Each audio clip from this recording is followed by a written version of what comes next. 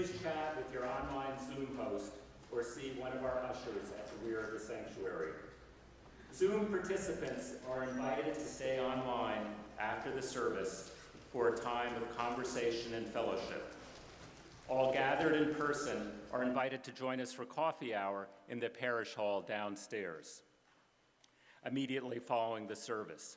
For those who prefer a quiet space to reflect on the themes of the service, you're invited to our worship sharing circle on Zoom and in the Brooks Room immediately following the service. If you're ready to become an official member of First Parish or would like to learn more about membership, join Reverend Jenna in the parlor at 11:30 this morning. The membership book will be open for you to sign if you're ready. There's lots of exciting holiday happenings at First Parish today. As a multi-faith community, we welcome everyone to join us for a Hanukkah celebration this evening, the first night of the Festival of Lights. Join us for a potluck dinner and game night, including dreidel, of course, at 5 p.m. in the parish hall.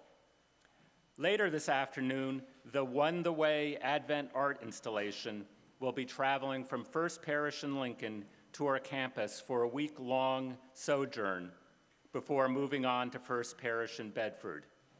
In the tradition of Christmas nativity scenes, On the Way uses the motif of road signs to draw attention to the issue of immigration justice. We hope you will engage with the art display during its stay with us. And please join us for a community vigil this Thursday, December 18th at 4 p.m. on our grounds. And that's just today.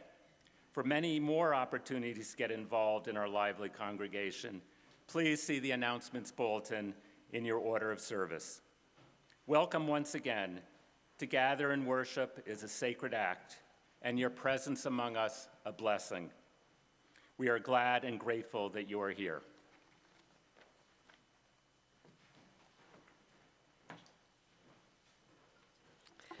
Thank you, Bruce, for your service on our governing board and for your grace and good humor in your patience with our tech challenges.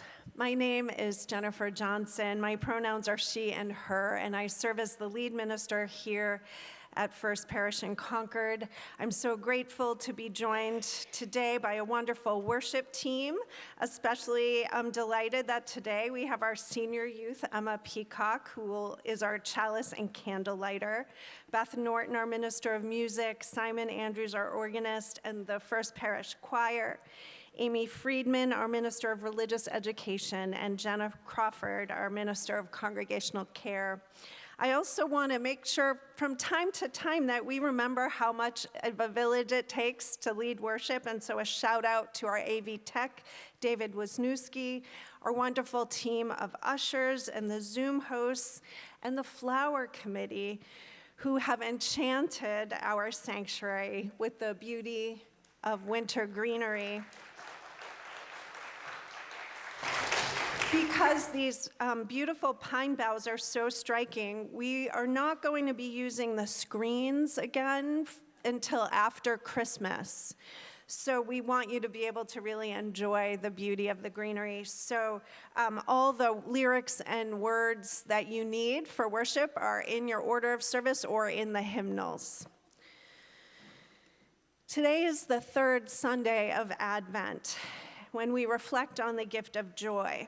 And I want to acknowledge that joy can feel hard to uplift on a morning like today, when our hearts break with grief, anger, fear for the violence that struck Brown University yesterday, right here in our own backyard, and also for the violence, the gun violence that struck across the globe in Sydney, Australia. In these times that have been so difficult for these last many years, we are reminded daily that joy and woe are woven fine. I feel like there was a time when we set aside joy to process our grief, and the grief has been coming in with such frequency that we need to hold on to our joy even when our hearts are breaking. And I think we're learning how to do that. Please know that your joy and woe, your heartache and celebration, and all the complex feelings that you carry in your heart on this morning and all mornings are welcome here. Today, as we grieve the brokenness of our world in these times, we will honor and celebrate our capacity to begin again in love, to birth new worlds of peace, joy, and love. And we will begin right here and right now. Come, let us worship. Let us worship by lighting the flaming chalice, symbol of our Unitarian Universalist tradition, alongside the first 3 candles of our Advent wreath, the candles of peace, hope, and joy. Emma will do the honors, and after she does, please join her in our unison words of response that are in your order of service.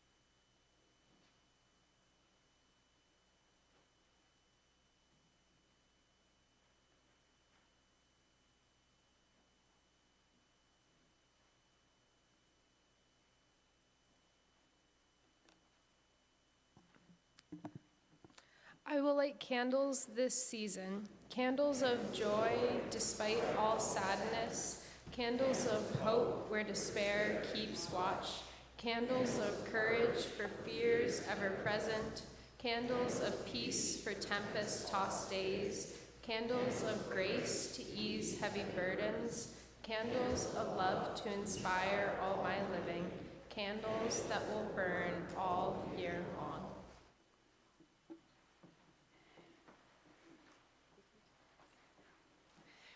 Please rise in body or spirit for our opening hymn, number 126, Come Thou Fount of Every Blessing.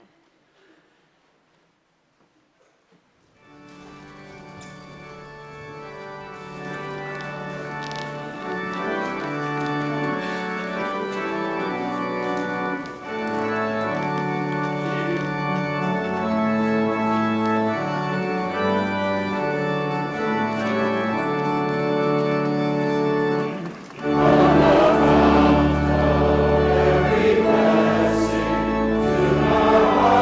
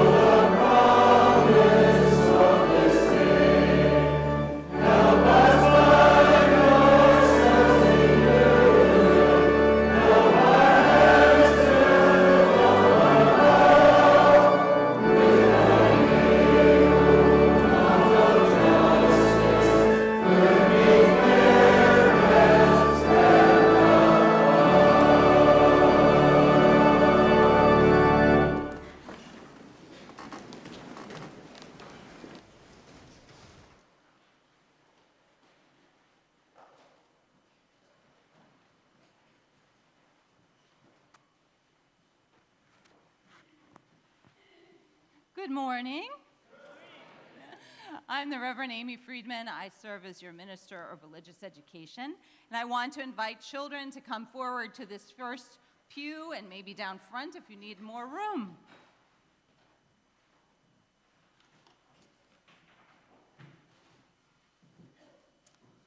Our religious exploration has already begun. There are little ones in Little RE, which is down in the Milldam Nursery School space, and so parents of preschoolers are welcome to bring them down there now. And today our Crossing Paths group, who has been learning about Christianity, are visiting Trinity Episcopal Church right down the road, and will be meeting with their youth group. So I'm excited to hear about how that will go. Here comes a few more people.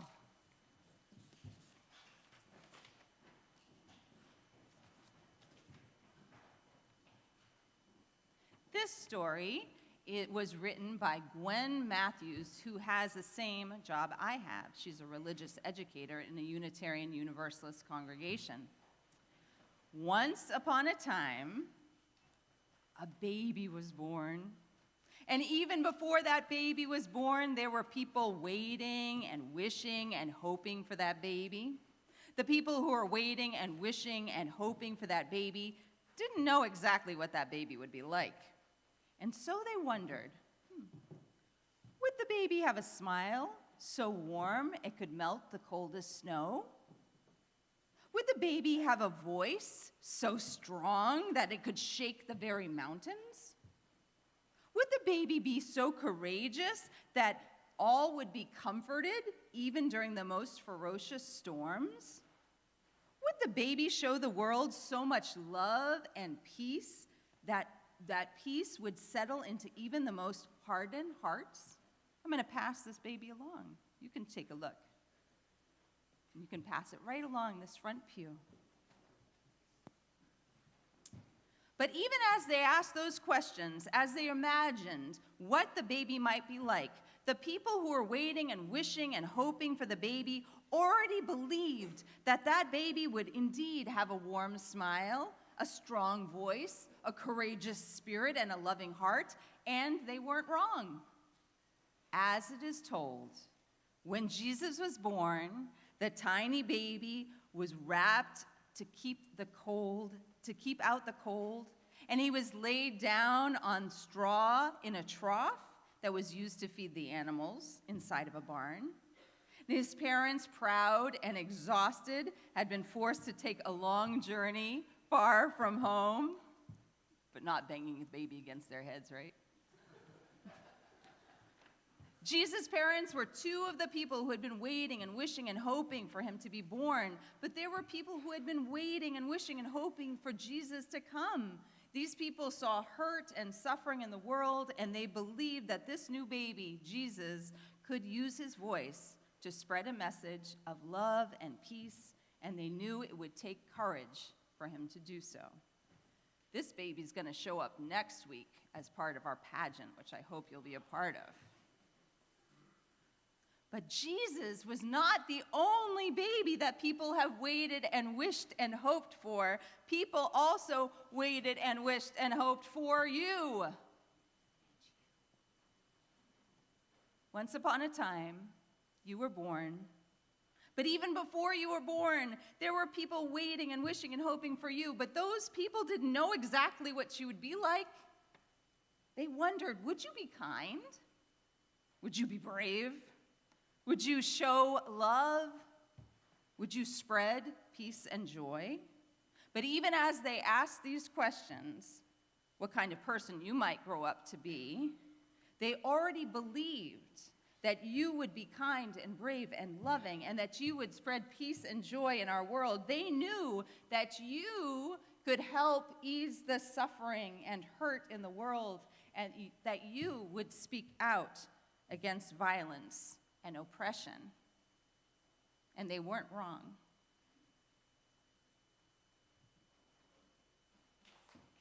Thank you. I shouldn't encourage that, so I will just ignore it. I am so glad that you all are here because today I have a very special friend, Suzanne Foley, who's going to be doing our religious exploration because winter solstice is approaching. We see signs of the snowflakes falling today, but winter is actually not here yet. And so we have to get ready for the approaching of winter solstice. And we're going to have a wonderful time doing that together up in the Emerson Room. Would you please join together in song to send us on our way? Thank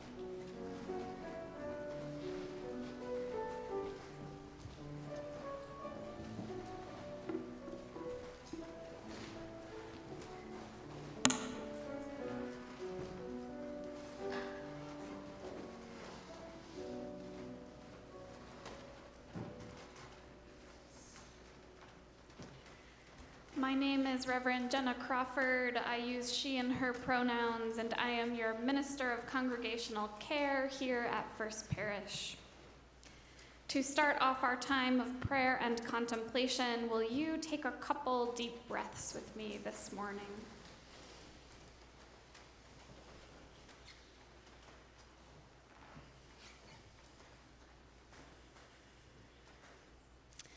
As we do, we connect ourselves to the sensing body, and in the doing, hopefully, that soft spot in our hearts. As a community of faith and spirit, we bear witness to each other's sorrows, and we take on the prayers of one another's hearts. This morning, Paula Adelson shares that she was in a car accident this past Wednesday. She wants you to know that physically, she's fine, but her car is sadly not.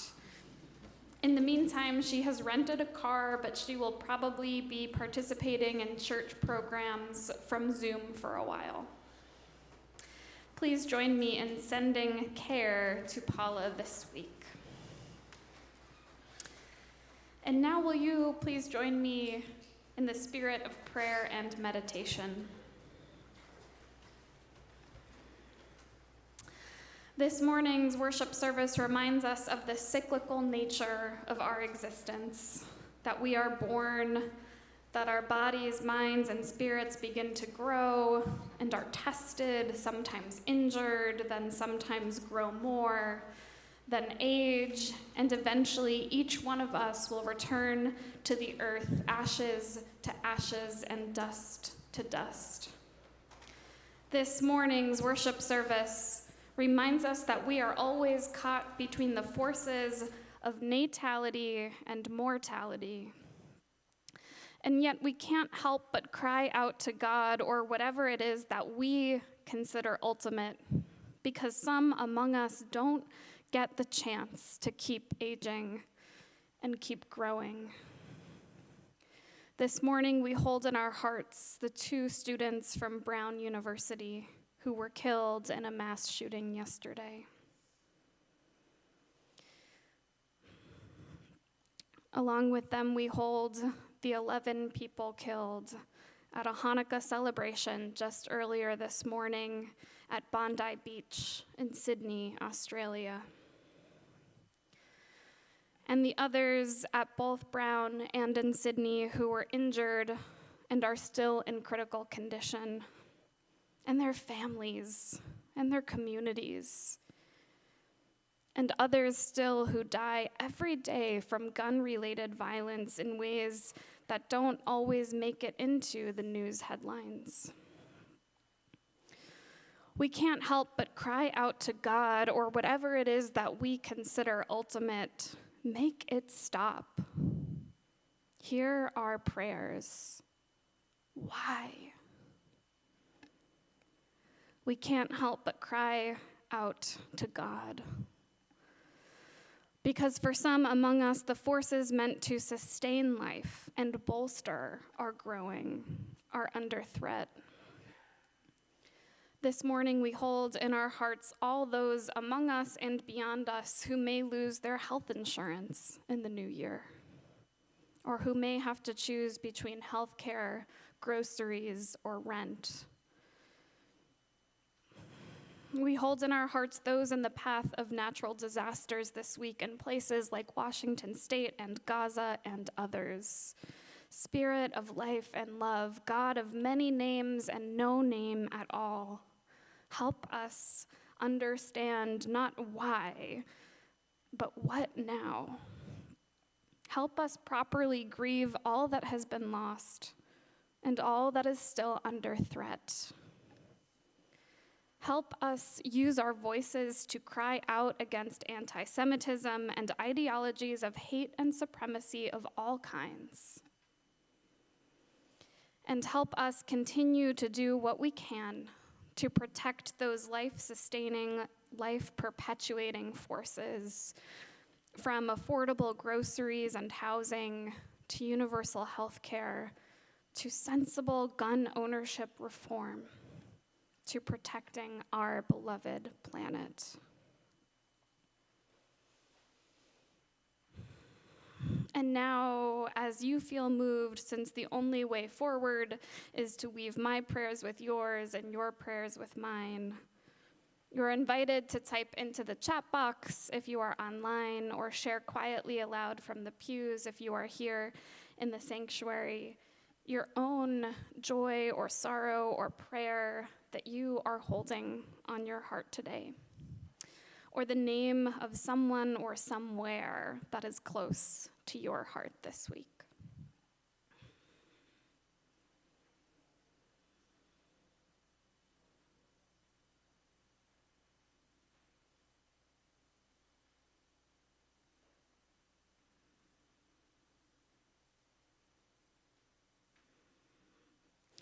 And let us now hold a moment of loving silence for all that has been shared and for the prayers that still remain in the quiet corners of our hearts.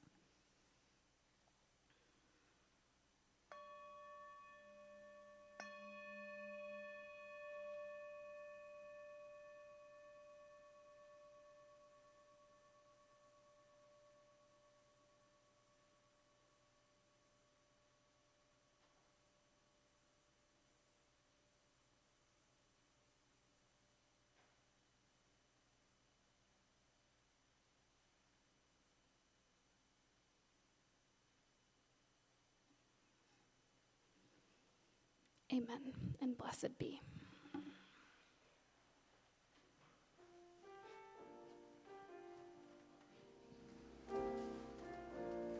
There is more love. There is more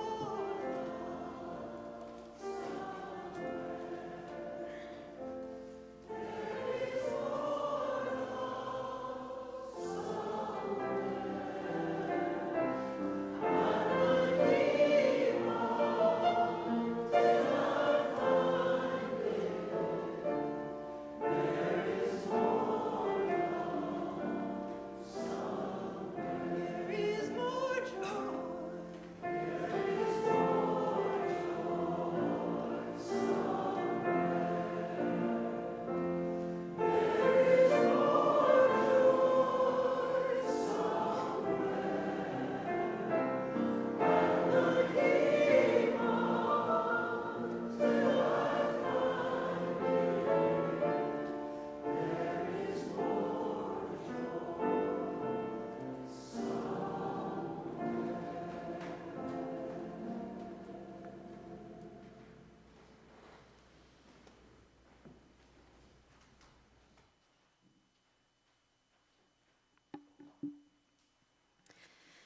In our Unitarian Universalist faith tradition, generosity is a spiritual practice.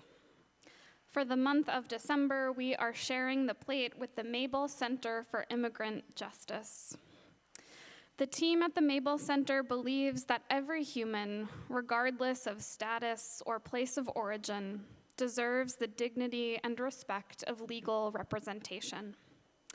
That's why they take on tough and complex asylum cases, representing women and children whose strength and resilience have allowed them to survive unimaginable violence in pursuit of safety in the United States.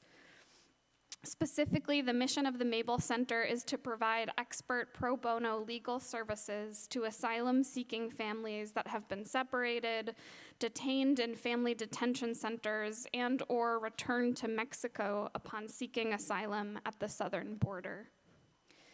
If you were in church last Sunday, you heard from Regina a few snapshots of some of the complicated cases that they take on, and a few of the outcomes of their life-saving work. We hope that you will contribute as generously as you can this morning to help support the work of the Mabel Center for Immigrant Justice. The offering collection will now be given and gratefully received.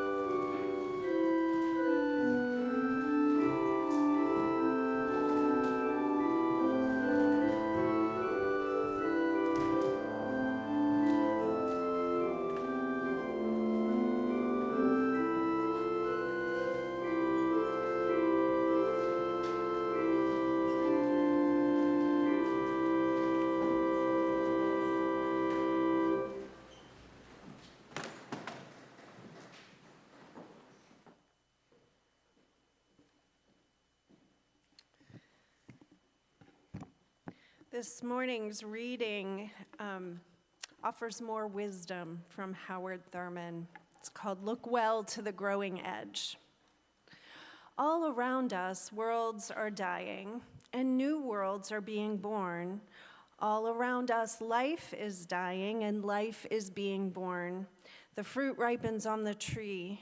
The roots are silently at work in the darkness of the earth against a time when there shall be new lives, fresh blossoms, green fruit. Such is the growing edge. It is the extra breath from the exhausted lung, the one more thing to try when all else has failed, the upward reach of life when weariness closes in upon all endeavor. This is the basis of hope in moments of despair, the incentive to carry on when times are out of joint and men have lost their reason, the source of confidence when worlds crash and dreams whiten into ash. The birth of a child, life's most dramatic answer to death. This is the growing edge incarnate. Look well to the growing edge.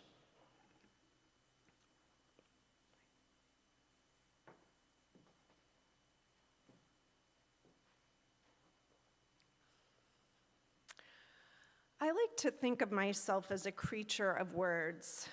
I love words. I love to learn them, to speak them, whisper and shout them. I like to sing them, but only when I'm alone in my car. I love to string them together into sentences, paragraphs, prayers, and sermons. I like pretty words and ugly words, gentle words and angry words. I especially love discovering unique words, ones that I haven't heard before and that help me to explore new layers and deeper depths of meaning in the world. I encountered such a word recently, emblazoned on the cover of a book that caught my attention, and I gave that word as the title of this sermon, Natality, natality. I had never heard or seen the word natality as far as I can recall until my eyes were drawn to the cover of that book facing outward on the philosophy bookshelf of the Harvard bookstore. Natality, Towards a Philosophy of Birth by Jennifer Banks. Is it just me? Do you know the word natality? Heads shaking no, mostly. It seems familiar, right? But have we actually heard or seen it? Even if we haven't heard it before, we can roughly kind of infer a meaning, right? Its root word is natal, and that's common in medical terminology, as in prenatal and neonatal care. Natality has something to do with birth. Merriam-Webster's dictionary offers just a single, disappointingly limited and reductive definition of the word natality. According to the dictionary, natality means birth rate, the number of individuals born in a population in a given period of time. Birth rate. Not sure I can spin a sermon out of that. But, and as it turns out, this is one of the main points of Jennifer Banks' book, Natality. Birth, writes Banks, is humanity's greatest underexplored subject. In the introduction to her book, she traces what she calls the second-class status of birth as a subject of concern in human intellectual traditions. Do you know what concept has first-class status? To clarify, the intellectual traditions that Bank is concerned with are the humanities, not the sciences, where I think birth does get a little more attention. It's the metaphysical understanding of birth that is lacking, the philosophical and spiritual significance that has gone underexplored. On the other hand, Banks contends, death has been humanity's deepest existential theme, and hence the prioritized subject of Western thinkers. It is a given, writes Banks, that humans are mortal creatures who must wrestle with their mortality. Birth, meanwhile, is what recedes into a hazy background. This imbalance is made utterly clear in the different dictionary entries for mortality and natality. In Merriam-Webster, as I said, natality has just one terse definition, birth rate. In comparison, mortality has 6 definitions, and death rate isn't listed until the 5th. The first definition given for mortality is this: the quality or state of being mortal. We think of ourselves as mortal beings. The quality or state of being subject to death. But there is no corresponding definition for natality. Yet couldn't there be? Shouldn't there be? The quality or state of being natal. The quality or state of being born. Not all forms of being are actually born. What does it mean that no such different definition is offered? It suggests to me that on the whole, human beings don't give much conscious attention to the deeper implications of our birth, of our having been born, in the way that we do to our death. We don't wrestle with our natality. We don't actively reflect on our condition as natal creatures, as beings who have been born, and what that might mean for our lives. So inspired by Jennifer Banks' works, I'd like to spend the morning by paying long overdue attention to the spiritual significance of natality. And I want to do so by looking at natality through 3 different spiritual lenses that I think are particularly appropriate for this season. Those 3 lenses are mystery, miracle, and magic. And I am aware that you are a Unitarian Universalist audience. So let's begin with the mystery of birth. After I gave birth to my oldest daughter, Amelia, I became somewhat of a birth junkie. I was fascinated by the enormity and profundity of the experience. I felt transformed by it in ways I couldn't quite put into words, and that fascination led me to pursue training as a doula. A doula companions expectant parents through late pregnancy and birth, providing emotional and physical comfort and encouragement. During that time, I was present for about 20 births, and each time the baby made its first gasp for air, I felt the energy in the room shift. Without fail, the hair on my arms stood on end. Warmth flowed through my entire body. Tears pricked at the corners of my eyes. My chest pounded with emotions too big for words. The emotions on the faces of the new parents, whether they were first-timers or had been there many times before, they could always and only be described as amazement, because something amazing had just happened. A new being, a one-of-a-kind and spectacularly formed new human, had arrived in our midst to bring untold gifts, to widen the circle of human kinship, to grow our hearts in love. The sterile hospital environment in which this amazing event transpired created a strange contrast, nearly as strange as a stable and a manger hosting the birth of a divine king. In the presence of a brand new life, we may feel our connection to the deeper currents of the wide universe, the original emergence of life on earth, then human beings, and each new generation over the span of billions of years. Time and mundane things slip away in that moment. When a new life opens its tiny mouth for its first breath, the energy of the ages becomes palpable in the room. For a brief moment, we feel ourselves connected to the grand cosmic story of unfolding creation. It's a story we cannot fully comprehend, shrouded as it is in mystery and wonder. The poet Khalil Gibran, as some of us heard a couple of weeks ago, famously wrote that children are the sons and daughters of life's longing for itself. Life's longing for itself. We know this longing exists, but we don't know why or from whence it came. We know only this, that life longs for itself and that each child born is an answer to that mysterious longing. We cannot fully understand it, but we can feel it. I believe this mystical experience of birth matters and should be encouraged, supported, and promoted. Because when we experience birth as a sacred event in the great unfolding of creation, and each child born as an answer to a great cosmic longing, then we understand that each and every human being is a manifestation of the sacred. What would the world look like if we recognized and honored every single human being and every living creature, whoever is and has been and will be, as a manifestation of the sacred? What would our human interactions look like? How much more loving and peaceful would our world be?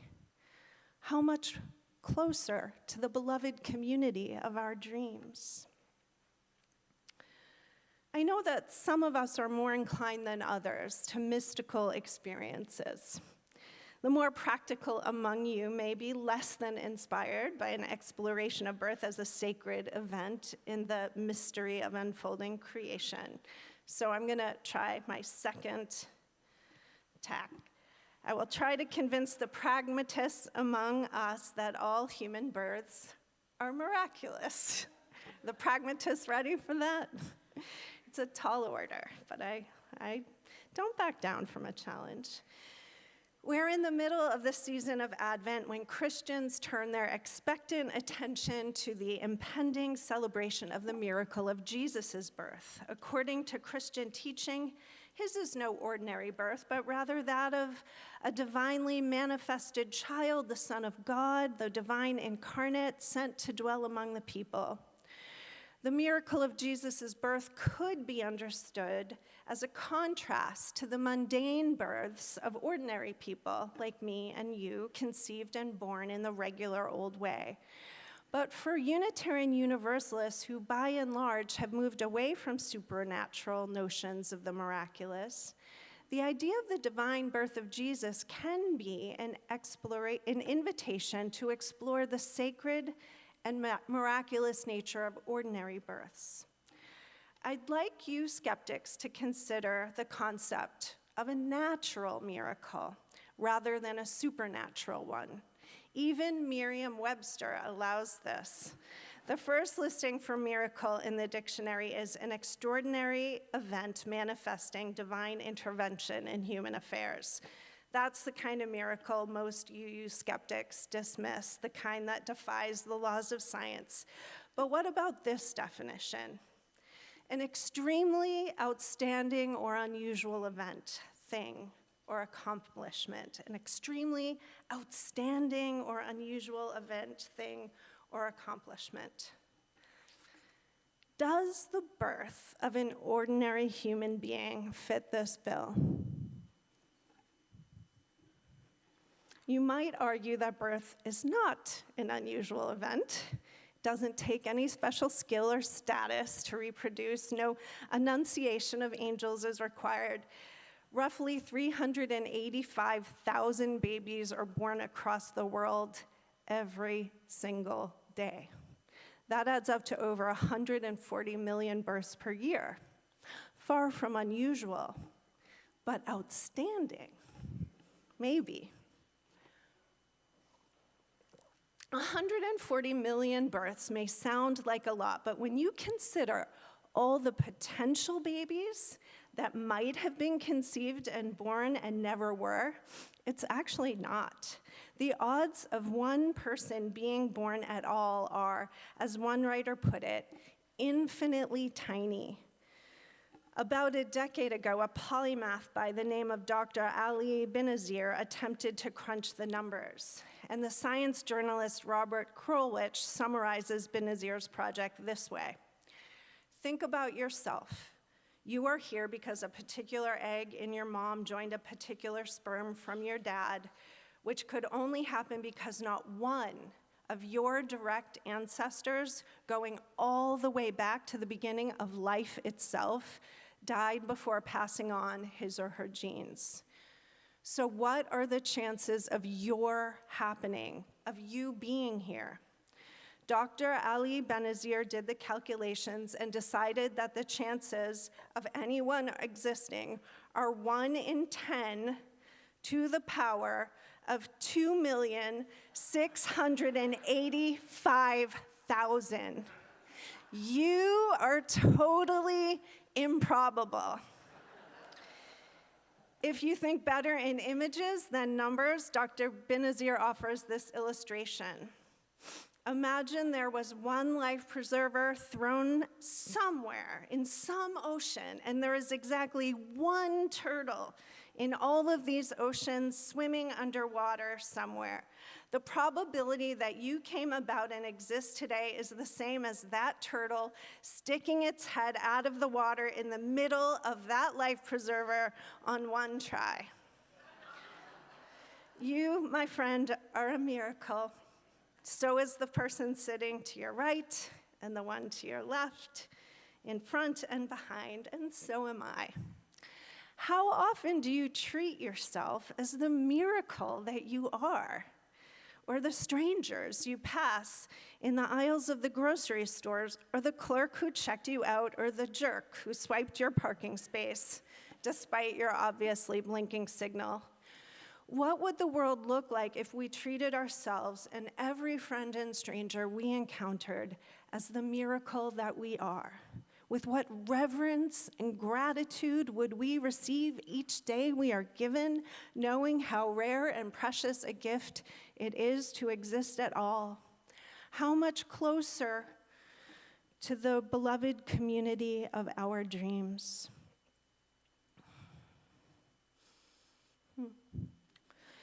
Much as the word natality called out to me from that bookstore shelf, Jennifer Banks was struck by it while perusing a manuscript during the course of her work as an editor for a university press.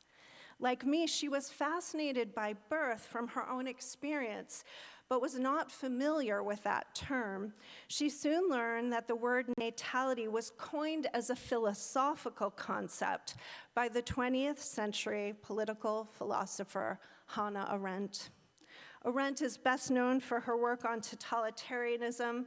She was a German Jew who fled Nazi rule. Arendt's life was marked by extreme forces of death and destruction, the brutality of the Nazi regime, the devastation of World War II, and the death camps that took the lives of more than half of her people. Yet, unlike her academic predecessors and contemporary intellectual counterparts, Arendt looked not to death as the deepest existential theme. Rather, she turned to birth as what she called the supreme capacity of man and the miracle that saves the world, the realm of human affairs, from its normal, natural ruin. Jennifer Banks summarizes Arendt's philosophy this way. Because we all were born, Arendt believed, we are all always capable of beginning again, of starting something new through every human action, the most prized of capabilities in Arendt's estimation. Arendt never gave birth to children. The natality she explored is grounded in biological reproduction, but not reduced to it.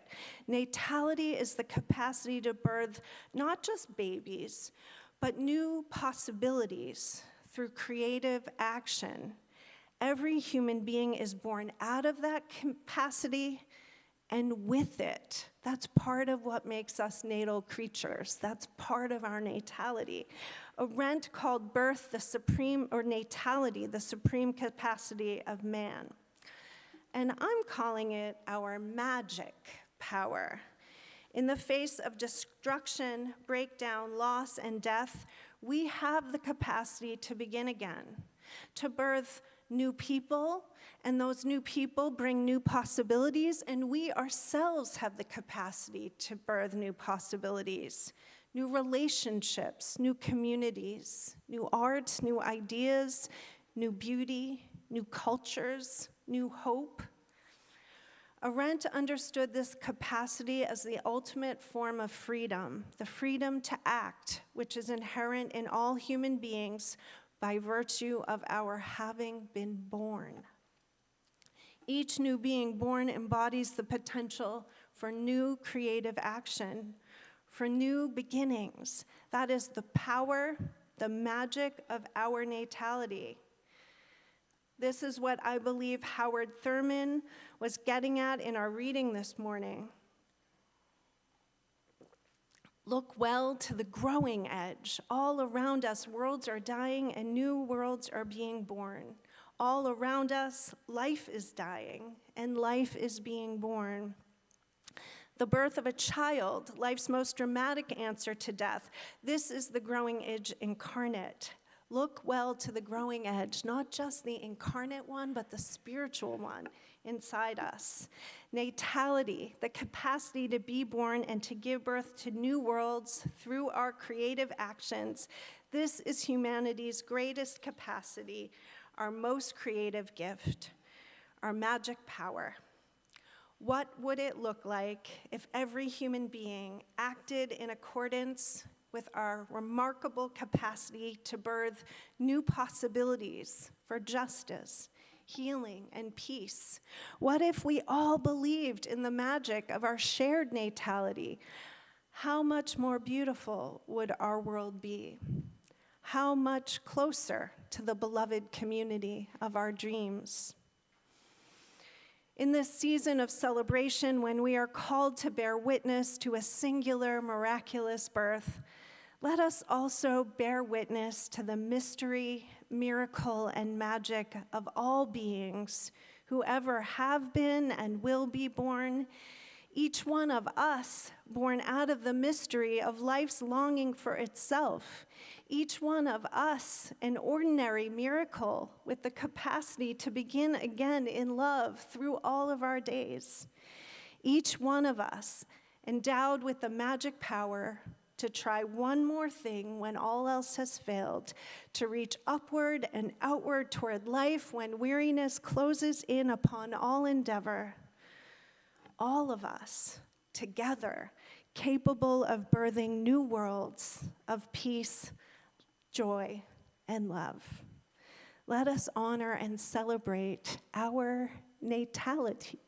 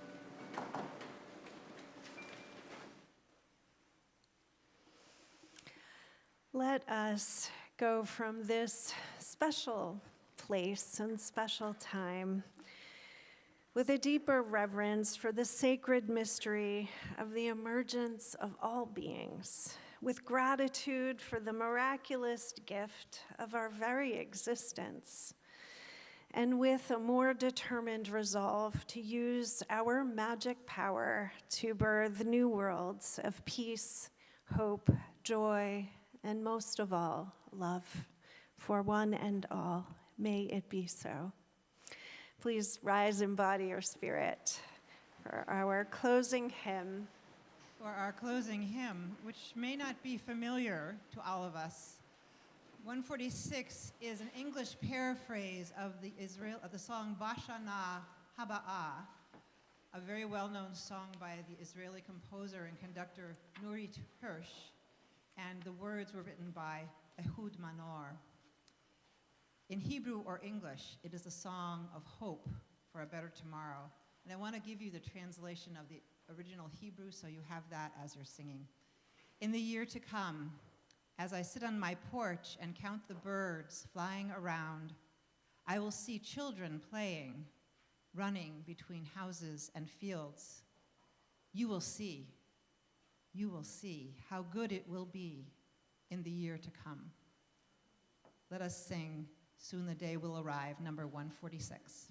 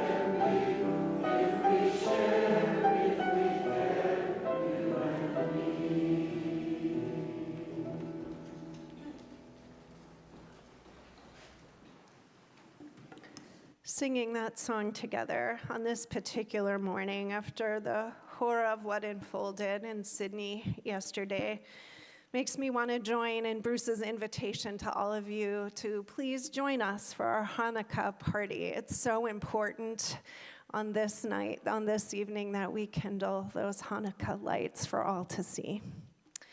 Please now join in our unison benediction that is the tradition of this congregation. Go out into the world in peace, have courage, hold on to what is good, return to no person evil for evil, strengthen the faint-hearted, support the weak, help the suffering, honor all beings. Please be seated to enjoy the postlude.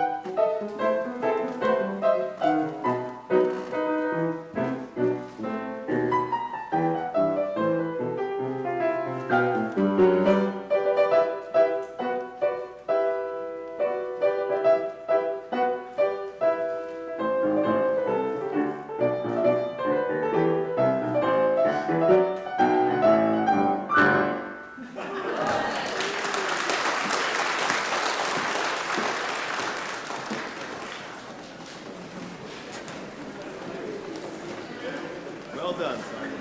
Well done.